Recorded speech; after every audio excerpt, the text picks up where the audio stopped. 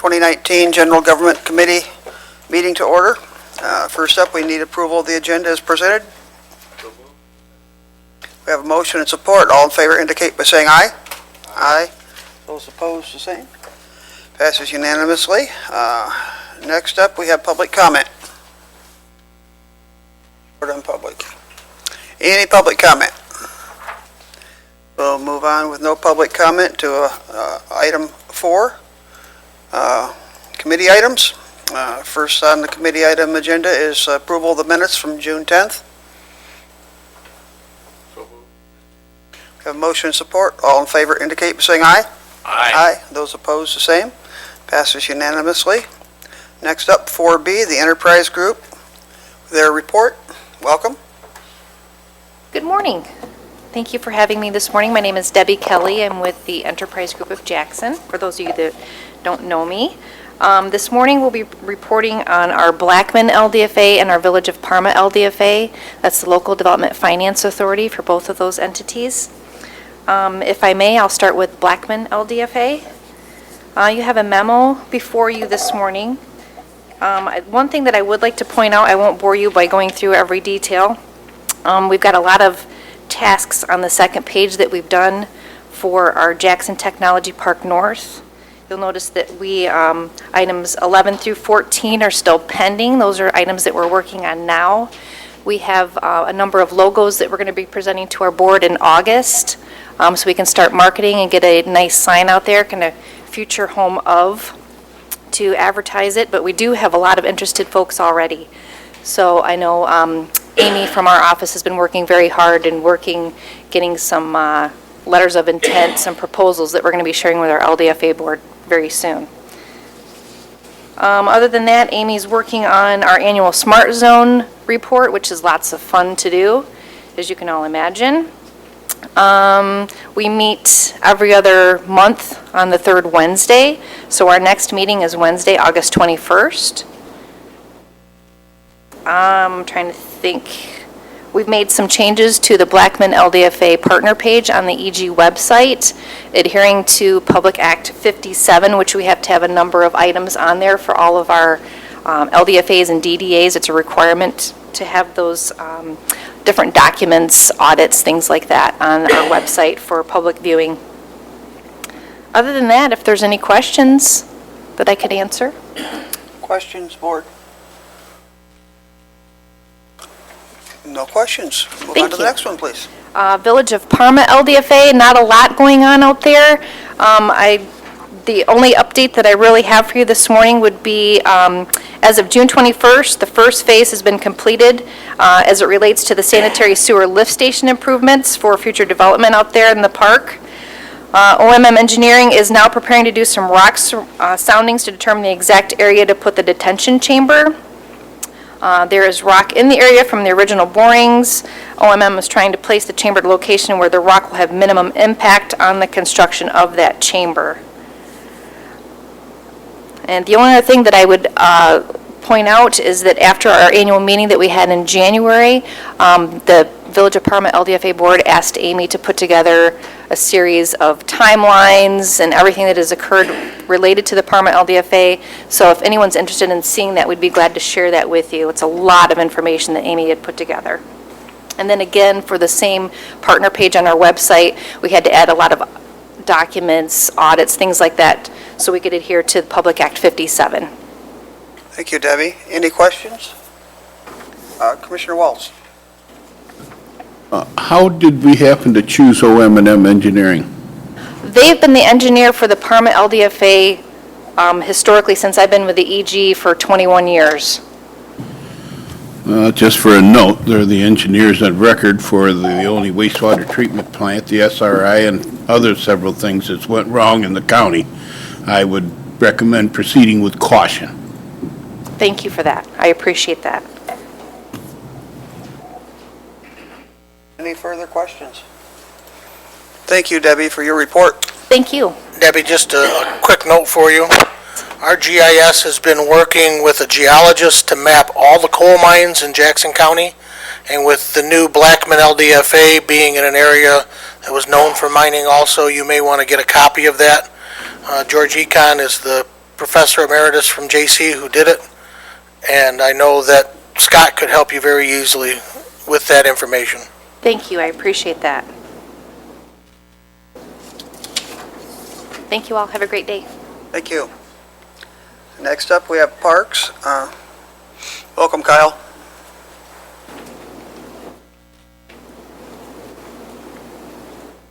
Good morning.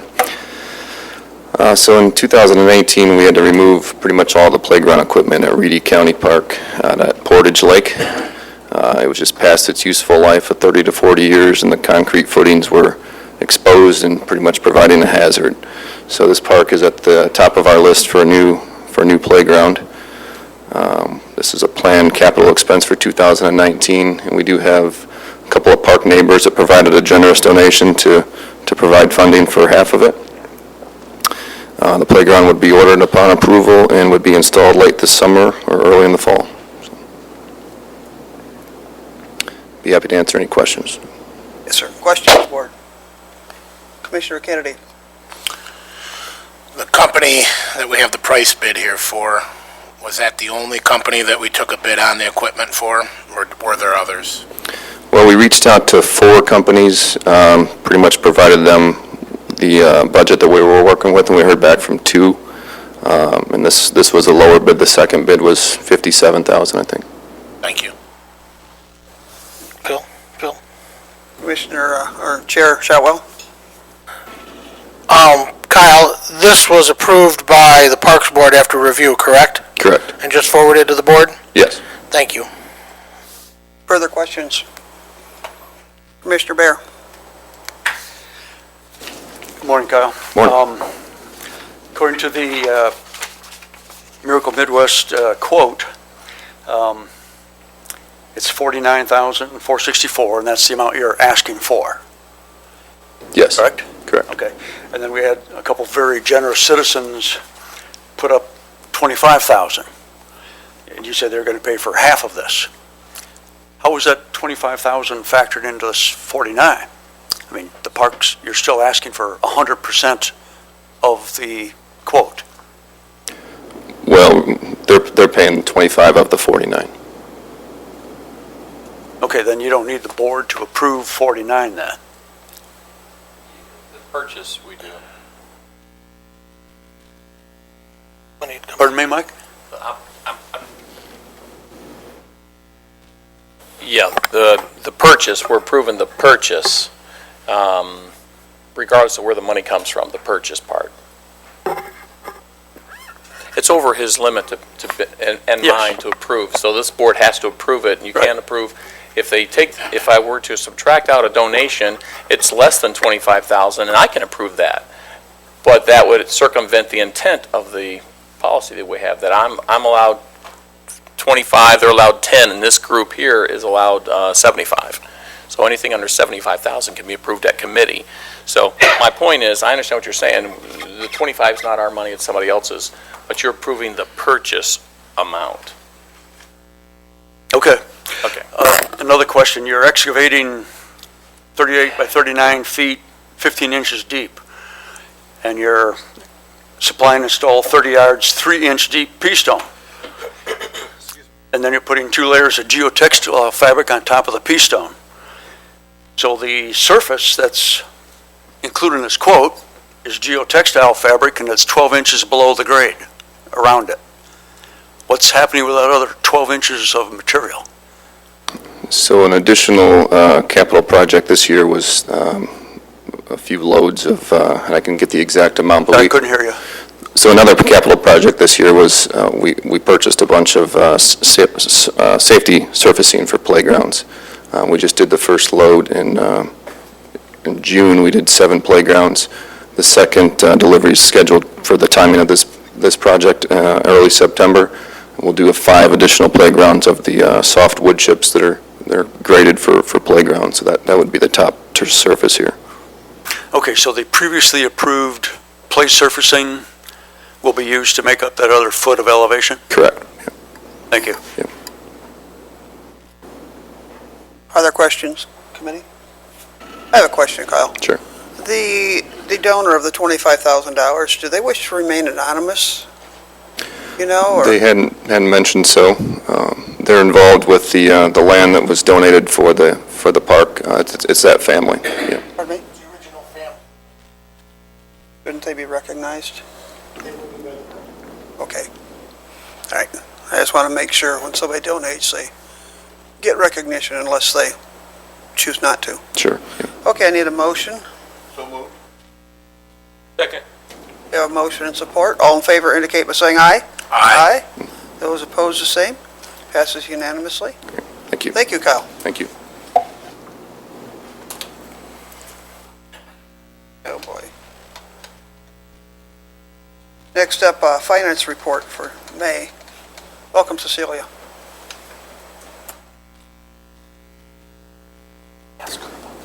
Good morning. So I'm here to present May's financial statements for your review. The benchmark for May is 41.7%. The expenditures are slightly higher for May, and it's explained by we had 3 payrolls in May. So that's pretty much the expenditure, reason why it's over that benchmark. Our revenue expenditure, our revenue benchmark actually is 21.6%. 3-year average is about 21.1, so it's a little bit below our 3-year average. But like I've done in previous months, I have notes next to each revenue category as to when we expect to have that revenue in.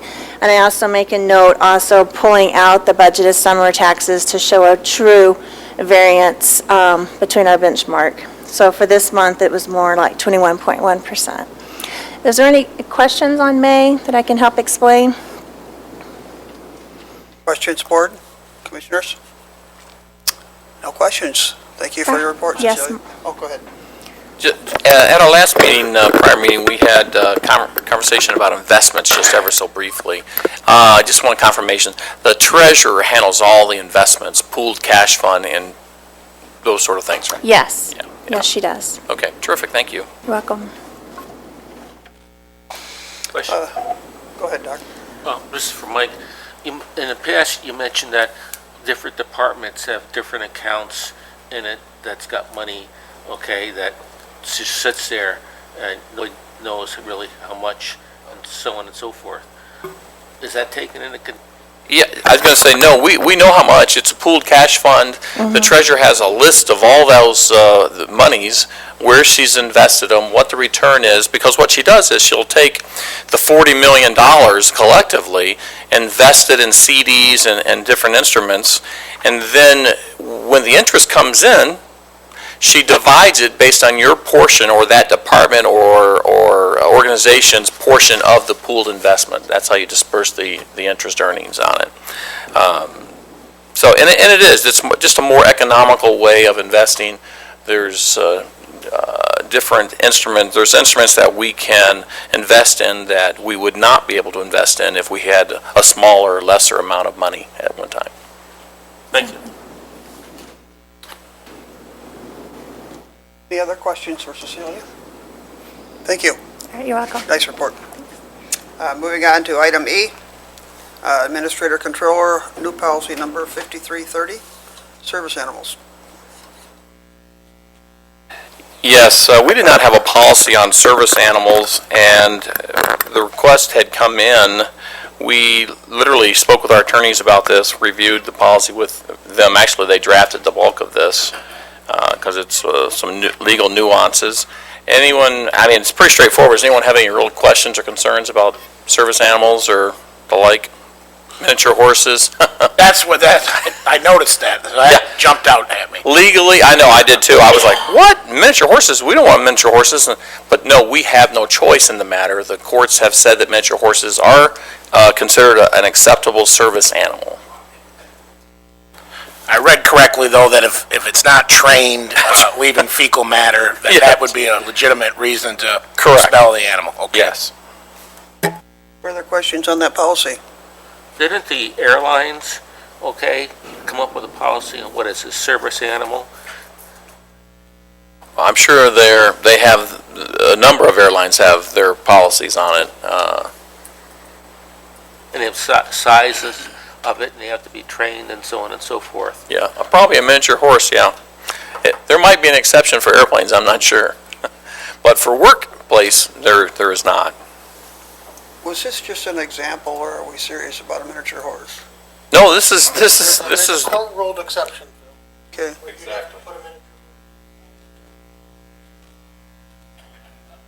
How about how about a trained alligator?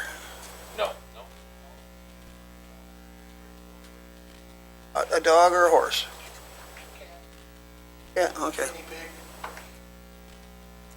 We don't have to vote on this, do we? Just a second. We're taking it to the full board policy. Okay, any other questions? If not, I need a motion and support to send this to full board. Oh, you had a question over here, too. Go ahead, Tony.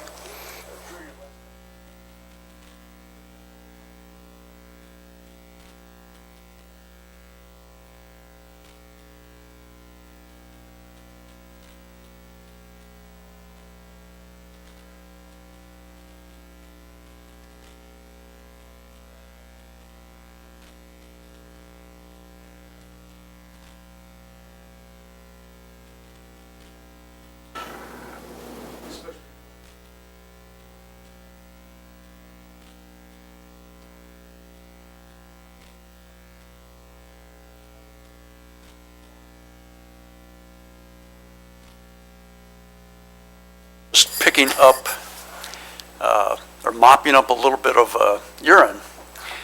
I think you need some room deodorizers in there too. I mean, I like horses, but boy, when they dump a load of pee, there's a lot of stink that goes with that. So that'd be my only addition to this, do something about odor removal.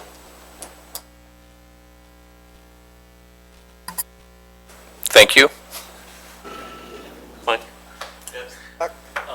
Paragraph, requirements under C, okay, it says the ADA does not require service animals to wear a vest, etc.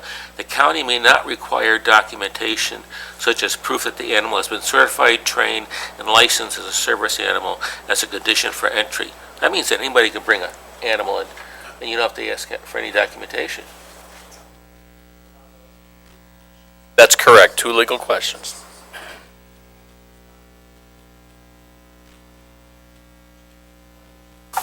What is the disability?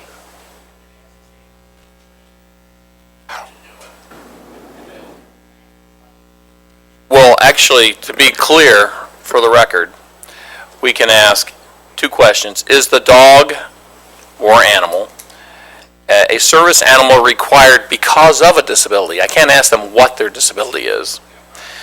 And the second question is, what work or task has the, we'll say it says dog, been trained to perform?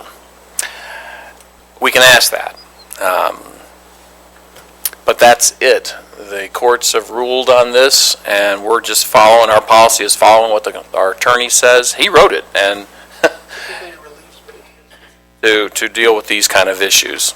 So there's no proof we can ask for certification, or, I mean, people don't tell the truth always. Normally in the past, if you require a explanation of any type, the person is carrying a card that the animal is certified by the state of Michigan, and will show you that card, or the animal is wearing a vest that states it as a service animal. Just carrying a dog around in a purse and saying it's your service animal doesn't count. You actually have to have, and there are prerequisites to get where you're talking about. You have to have your physical physician and social worker or someone like that give you your 2 pieces of documentation, so that way you can go to the state of Michigan and get the animal registered, and then take the animal through some training courses and that stuff also. Okay. We had a motion and support? No? I need a motion and support. So moved. All in favor indicate by saying aye. Aye. Those opposed, the same. Passes unanimously. Can I bring my elephant to the fair? On the list. Bring a big shovel. Okay, moving on to item 5. Our claims, they're going around, make sure you sign them. Need a motion and support to pay the claims? So moved. We have a motion and support. All in favor indicate by saying aye. Aye. Okay, the other minutes, there are no other minutes. We got an extensive list for next month's reporting. find it here.